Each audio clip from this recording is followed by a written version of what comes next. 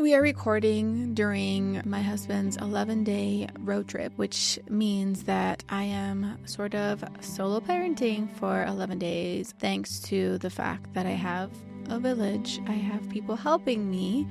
That is why there's no children running around in this particular room, even though we've had to ask them to be quiet outside this room. But yeah, it's one of those dynamics that's a little bit challenging when it's one parent all day, every day, and every other week the other parent is gone. And I don't know if it happens to anyone else, but at least my daughters react to my husband, their dads, scolding a little bit.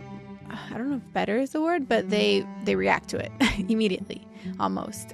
Versus with me, it's like I have to repeat myself over and over and over and over. And then only when I get upset do they sometimes react, And I know it's an age thing. They're challenging norms, challenging rules, challenging authority. And I want them to be that way for the future, but not for me. Because it takes a toll on my mental health. But yeah, I think it's also, they're 4 and 2. I mean, it's a hard age, I would say. And it's a hard age together because monkey see, monkey do, man. When one does something, the other one repeats it. And yeah.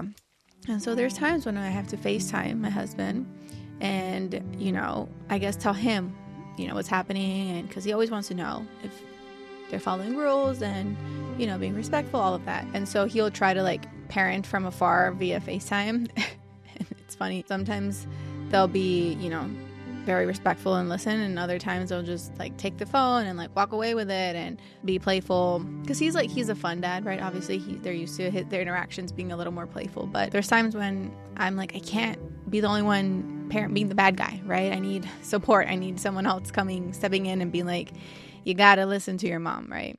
So I mean, that's unique of Baseball family, but I'm sure there's plenty of other families that experience these sort of similarities when it comes to parents that travel, work away from home, etc., etc. So yeah, that has happened the past couple of days for sure. At one point, my oldest was not listening, and I had to tell her, you can't just walk away because your dad's not physically here. He's still trying to talk to you. And so, she gave me a look and came back, and he was take the phone, go to a room where I can talk to you alone.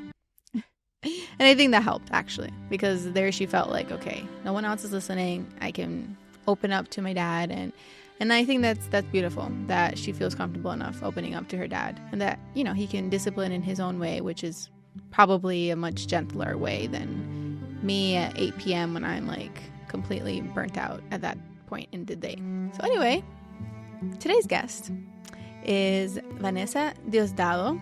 She is a political content creator, activist, and first-generation Mexican-American from a small rural town in East Texas. A proud daughter of immigrants, Vanessa became a teen mom during her freshman year of college, but didn't let that stop her. She graduated a year early with a BA in political science and a minor in English in 2021. Since then, Vanessa has used her platform to speak out on issues such as reproductive justice, immigration, voting rights, and working-class motherhood. She has worked on digital campaigns for Planned Parenthood, Voto Latino, SEIU, Sierra Club, and more. Her viral videos, often blending humor, rage, and unapologetic truth-telling, have reached millions, and she's collaborated directly with Beto O'Rourke, Dead Records, and several family brands like Pat Pat Clothing, Shein, and All Good Diapers, bridging advocacy with lifestyle content. Vanessa is also a member of Gen Z for Change, Youth for Beto, and a former city council candidate, the youngest, only woman, and only Latina to run in her hometown. Her content reflects her love for Mexican culture, fashion, and motherhood, and her voice continues to inspire a generation navigating motherhood and identity under complex social and political realities. This conversation with Vanessa, especially for Gen Z listeners, is really important because it shows how much power the youth has, right? And how much their push for change matters, and how impactful it can be. And as a young mom, I think she is proof that destigmatizing a lot of these taboos and stigmas, for lack of a better word, it's important, right? Because I think a lot of people want moms and young moms particularly to feel disempowered, or they don't realize that their wording is disempowering to a lot of mothers, especially young moms who still have dreams and aspirations, and reframing the way we talk about motherhood, right? Like, a lot of people want to make it sound like our life is over and like we can't do anything else in life once we become moms. While I understand where that narrative comes from, right? It's a lot harder to achieve things once you become a parent, because being a present parent is really important, and it's obviously hard to do everything at once. We talk a lot about how important a village is, and childcare, and a lot of these supports that will help mothers achieve their dreams alongside their children, right? It's not a zero-sum game where you have to choose one or the other. Timing is everything, and of course, a government that cares about mothers and children is the most important thing. So I hope you enjoy this conversation.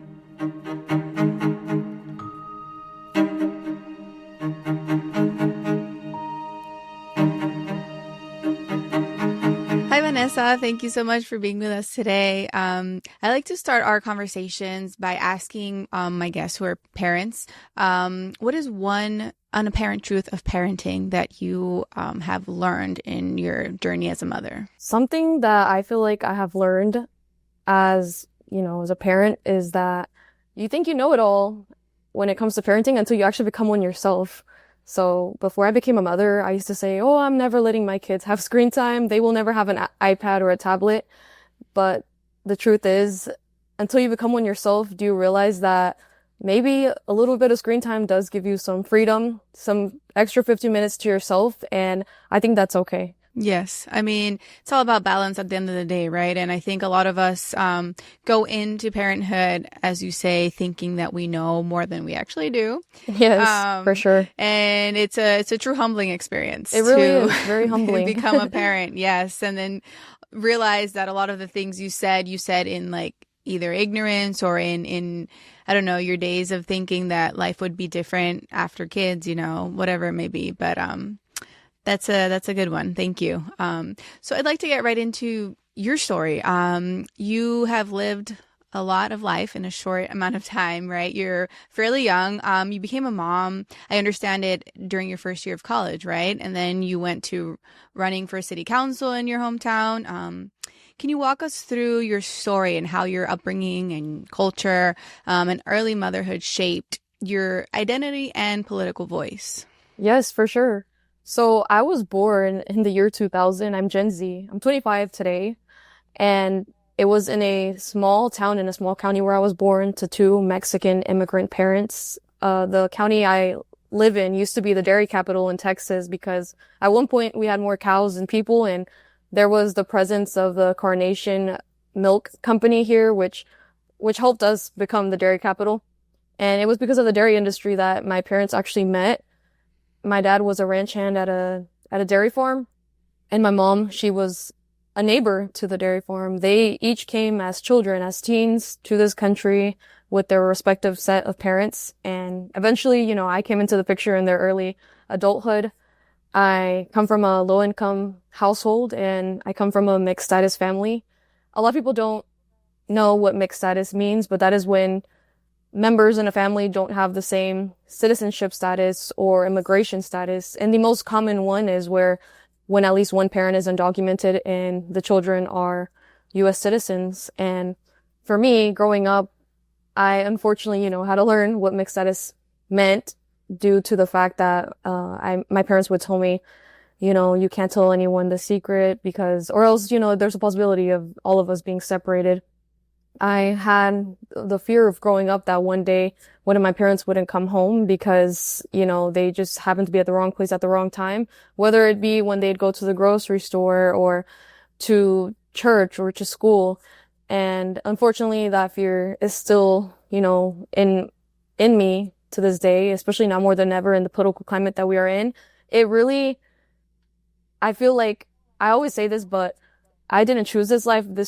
This political life chose me because I didn't choose to be born into a mixed status family, but I am. And because of it, I think it really shaped my views politically. And because my life's been politicized since day one, if it weren't for that, I don't think I'd be an empath. I probably wouldn't really understand why people come to this country, illegally, how they say, or undocumented. I wouldn't be as pro-immigration as I am, but growing up in this family, particularly, that's what shaped my, political views on immigration.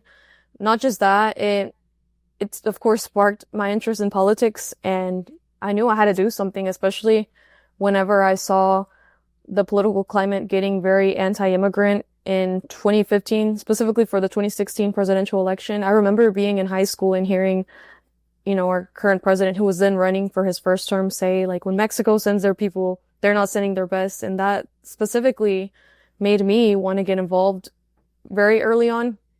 I began volunteering at the elections polls as a student election clerk. And you can only do so much in high school when it comes to politics, but I did what I could. Eventually, I began volunteering for local campaigns, and that's when I decided, I want to go to college. And when I go to college, I want to major in political science and hopefully get involved in politics. But little did I know that my first year of college, I would find out that I was going to be a mother. I thankfully did not let that stop me, but becoming a mother early on really opened up my eyes too when it comes to issues of motherhood in politics. Becoming a mother early on made me realize how, messed up our childcare system is. I wanted to, finish school. I already had a lot of things that were against me, a lot of odds, because I'm a young mother. I come from a low income household. I'm first gen, but our childcare system also kind of made it difficult for me. Thankfully, I had a village that could help me when it came to going to college, and I was able to, graduate with my daughter being 1 year old. But our childcare system definitely has its flaws. There wasn't always availability when it came to, wanting to put my daughter in daycare, and it's also not affordable for everybody. Yeah, I mean, not just childcare not being accessible, right?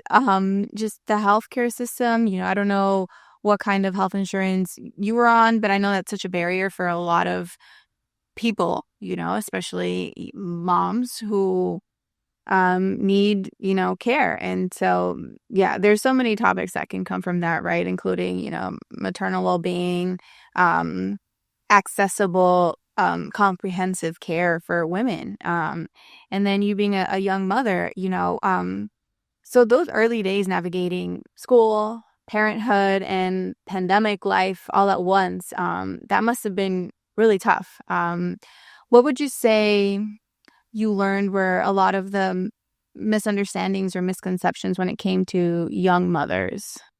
I think one of the biggest misconceptions about young mothers is that the minute we become young mothers, we have ruined our lives, that our lives are over, but I don't think that's necessarily true. Of course, when I found out I was going to become a mother, that's one of the first things I thought myself. I was unfortunately falling into that belief, that misconception, because I've heard it again and again growing up, like, if you become a young mother, it's going to be hard. So, like, watch out what you're doing. Make sure you don't become a young mother.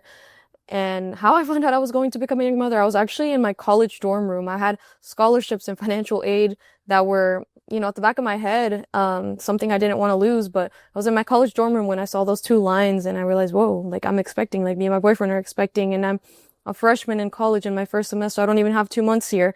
And becoming that young mother really just pushed me and motivated me to prove everyone wrong, and that even if we do become young mothers, we still have dreams, and maybe it looks differently the way we achieve it and, are able to obtain it, but we still have dreams, and just because we're young mothers, it doesn't mean that we've ruined our lives.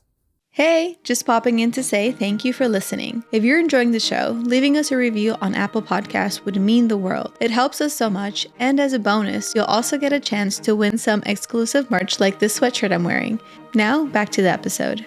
So much, at least for me, my experience in becoming a mom, I think I've always also had sort of that urge to... I studied international relations in school, right? So it's sort of like political science. And so, yes, I've always been sort of politically leaning, but becoming a mom for me sort of just exacerbated that desire to, make a difference and be more vocal when it comes to political issues, because you realize after becoming a mom just how deeply political and politicized a lot of these issues surrounding parenthood are, right? And so even though, right, parenting, it is personal, right? But as I said, it's deeply political, especially when public systems fail us. And so I'm curious, what are some of these systems that you've had to navigate, whether it's healthcare, access to care, and, how have these shaped your experience? There's definitely a lot of systems that I've had to manage during different points of my motherhood, parenthood. I would say the first system that I feel like has failed us, and I mentioned it previously in a different question, is childcare. I think it's really unfortunate that in this country, childcare in at least 42 states is more expensive than college. So in other words, it's more expensive to send your child to daycare than it is to send your teenager to college. And when I found out about that statistic, it all made sense to me why, when I went to college, it was so expensive to put my daughter in daycare, which is why I ended up not putting her. And there also wasn't slots available in every daycare that I wanted to that was nearby. So it left me like deserted. There's a lot of childcare deserts in this country where there's not a lot of options. And it's kind of like playing the lottery. You aren't sure if you're gonna, win and score an affordable one or one near you. And I think it's time that we change our childcare system. I think it's possible for sure. If it weren't for the childcare system we have today, I think we'd have many more young mothers achieving their dreams early on. I really did get lucky being able to graduate with my daughter being a year old thanks to my village, but not everybody has that village, and they have to rely on the childcare system that we have. Also, a lot of childcare workers, they aren't paid an adequate wage. They need something more than a livable wage. They need a thriving wage, one that, pays them for what they do, for what they're worth. They take care of our future, these children. And because they aren't paid a good wage, a lot of them don't exist in daycares. We need more workers, and we need childcare locations as well that meet the needs of our children. A lot of them, they aren't meeting the needs culturally of individuals. They are meeting the needs for disabled children, for those with language barriers as well.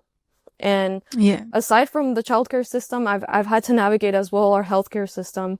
Recently, when my partner was diagnosed at 22 with leukemia, he thankfully beat it at 23, but navigating that one was definitely difficult as well. Oh, I can't even imagine. The flaws in the healthcare system are vast. And I personally haven't had to navigate the childcare system, but most people that I know have had to. So I secondhand, knowledge of that tells me that, yes, there's also a lot of, it's flawed. And back to paying people livable wages, that's goes for teachers as well, right? Because they're educating our future generations, and I feel like the value isn't placed on them there. But same goes for people helping raise our children, as when they have to be put in childcare, in daycare. And so walk us back to when you started making your voice heard on social media, right? It's connected to real issues, right? Real movements. So I would like to know how you got involved with Gen Z for Change and begin using your social media as a tool for advocacy. So like many others, I began creating content in the pandemic. I actually downloaded TikTok a little before the pandemic, just a few months before, everything shut down. But I began posting content consistently right after COVID-19 became, a thing in this country. And I saw that there was like a need for people to get information about our history, our culture, music in the English language. I didn't see enough Latino culture and history being talked about in English. And I knew that as a child of immigrants myself, for me, soaking up information in English about our culture was a little easier, and I wanted to do that for others. So that's like the first type of content I began posting online, and it helped me grow tremendously. I think within a month I had reached 100K. And then, because it was natural to me to advocate for our people, I began embedding my political side, and that's when I came across TikTok for Biden. TikTok for Biden is now Gen Z for Change, and I've been with Gen Z for Change since 2022, but I came across them years prior when they were TikTok for Biden. They played a huge part in helping get the youth to go out to the polls and vote. Eventually, of course, they rebranded to Gen Z for Change, but being a part of them helped me just gain that confidence that what I was doing was correct, that they had chosen me because I had, you know, a real, I guess, desire for change. And I just kept posting consistently, and I've been growing ever since. And it's just natural whenever you do have certain, you know, life experiences about certain things like immigration for me. And when you genuinely want to see change in that issue. And for sure, it's something that I still want to see change for today. I don't want my children to grow up and still have to deal with the issues that I'm fighting for. Mm-hmm.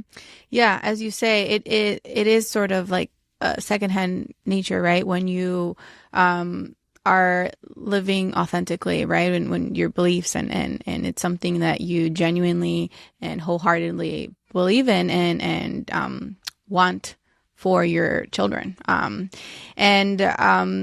For me, at least, I occupy a space where, you know, I get pretty much backlash from conservative viewers, and it never really deters me, but it does make me sometimes think, you know, am I risking, you know, my children or my family in any way? And so I'd like to ask you, you know, do you ever feel like there is emotional tolls or risks of being a digital voice for your community?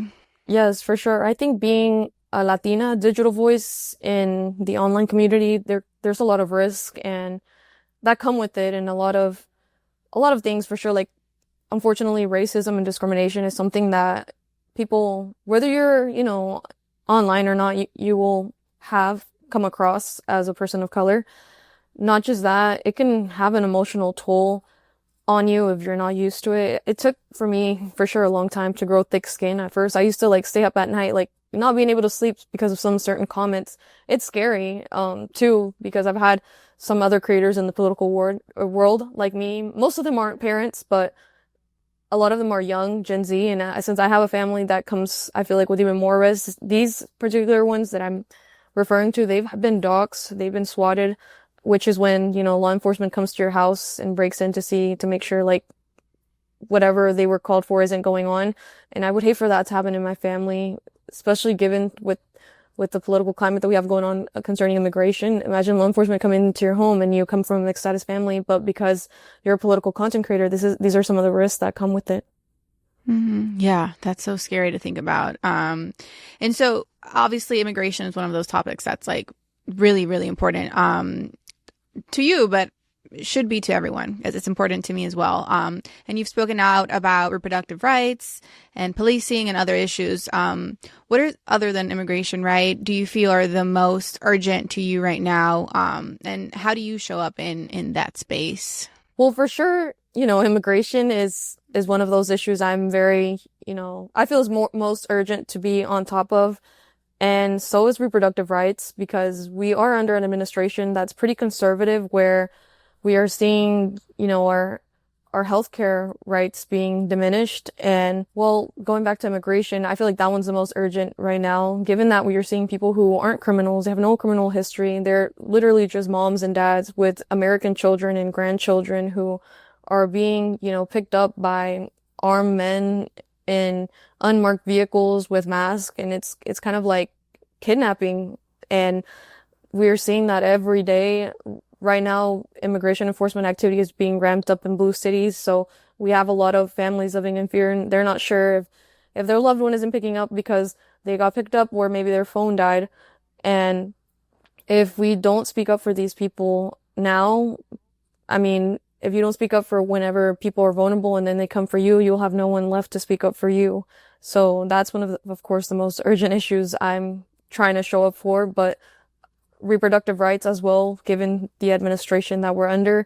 I've always believed, especially now after becoming a mother, that we should be able to make the choices that we want to with our bodies, especially when it comes to our health. A lot of people, unfortunately, you know, there's a lot of opposing views when it comes to abortion care, but the truth is abortion care is life-saving care. And if they diminish our rights, then our lives are at risk. Yes, 100%. I mean, abortion is healthcare, right? And part of offering care for women, for people, it includes abortion, right? And I find it so ironic that the people who advocate to eliminate abortion are also the ones who want you to, they have kids, or quote unquote pro-life. But the systems that are broken after you have children are exactly why also one of the reasons abortion should be, part of the healthcare system, and the right to choose. Because raising a family is no easy feat. And, I will say this, and it might be controversial, but not everyone should be a mom, right? And It's not for everybody.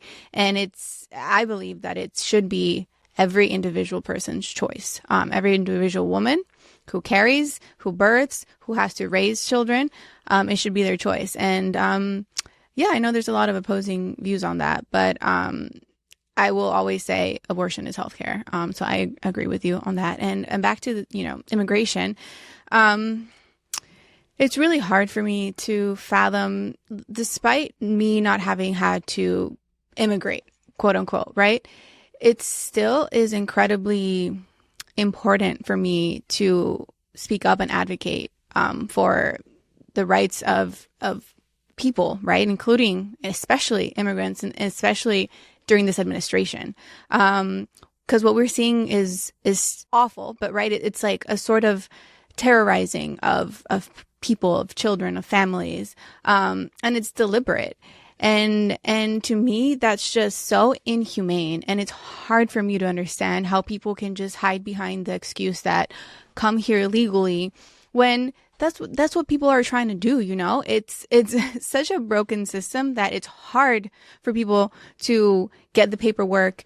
You don't have to be an immigrant yourself, or have had the experience through personally or family members to care about what's going on in this country, in specifically when it comes to immigration, because they're human beings, right? Just like the rest of us, and they deserve not just empathy and care, but just love and consideration and the right to due process, because there's so many people that are claiming that come the right way, blah blah blah, but it's like they're being taken from court, from immigration court. They're trying to do things the right way, quote unquote, right? Which means with all of the paperwork and legality that requires.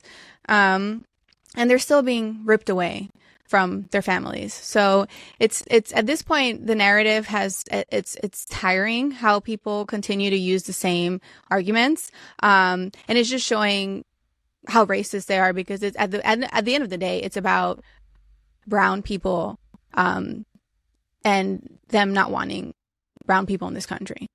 That's the bottom line, because they've done it the right way and they're still advocating to have them taken away. And I say the right way within quotes, right? Because what is the right way? What message would you share with other young parents trying to find their voice in a chaotic political climate? I think that a lot of parents, for sure, they think that because they're not in DC that they can't advocate for their children. But the truth is, you don't have to be in DC. You don't have to be a lawmaker yourself to make change for your children. We know what's best for other parents and for other children. And we can make our voice heard by showing up, to actually vote and just making noise, however that might be for you, whether you want to make, long form content online. You don't have to be a pro. All it takes is just a phone and you clicking start and uploading to make your voice heard. And you don't have to have a lot of followers either in order to make an impact. We all start off small somewhere. And if you actually one day, want to have your own platform and be an advocate through that way, then it just takes consistency. Thank you. Yes, that is true. We all start somewhere, and nothing is too small, right?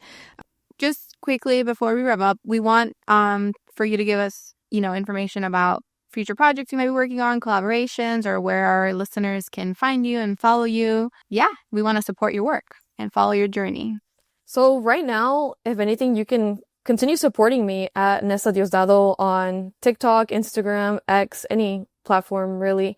And I'm just continuing grinding online. I'm hoping to, one day be able to help other young moms like me be able to achieve their dreams of getting a higher education. One of my dreams specifically to help out young moms is to create a scholarship, because for a lot of young moms, going to college is out of reach just because, like how we were talking about earlier, childcare deserts exist. Childcare isn't affordable. It's not accessible.